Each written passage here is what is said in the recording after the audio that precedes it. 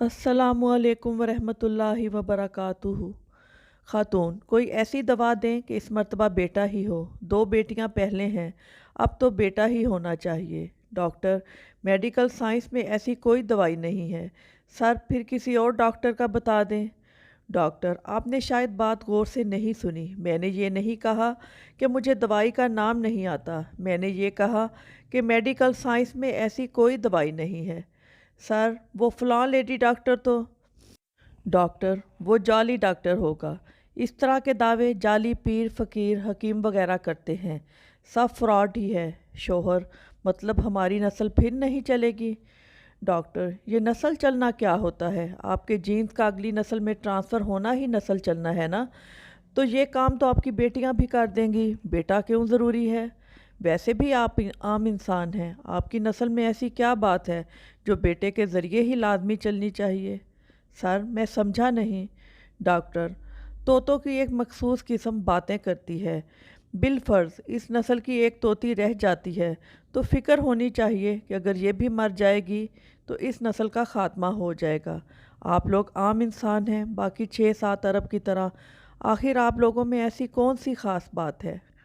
Sir, doctor साहब, कोई नाम लेने वाला भी तो होना चाहिए। डॉक्टर, आपके परदादा का क्या नाम है? सर, वो मैं।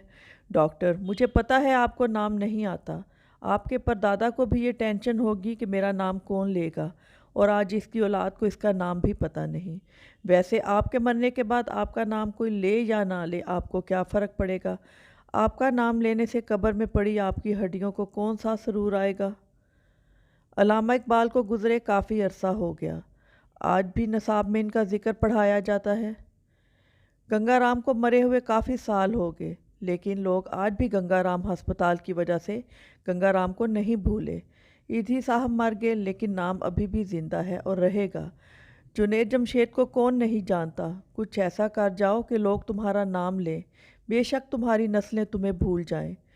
गौर व फिक्र कीजिए, कायनात की सबसे महबूब तरीन हस्ती रसूल अल्लाह सल्लल्लाहु अलैहि वसल्लम की हयात तैयबा पर और उनकी आले मुबारक पर, जिनको अल्लाह तबारक व तआला ने बेटे अता फरमाकर वापस ले लिए और एक बेटी से रहती दुनिया तक रसूल अल्लाह सल्लल्लाहु अलैहि वसल्लम की नस्ल को पूरी दुनिया में फैला दिया।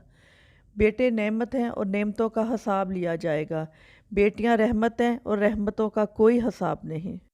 उम्मीद है आज की स्टोरी आपको पसंद आएगी। स्टोरी पसंद आए तो प्लीज़ कमेंट करके ज़रूर बताइएगा, लाइक भी कीजिएगा, और ऐसी बहुत सारी अच्छी अच्छी स्टोरी सुनने के लिए चैनल को सब्सक्राइब भी कीजिएगा। बहुत शुक्रिया। अल्लाह हाफिज़।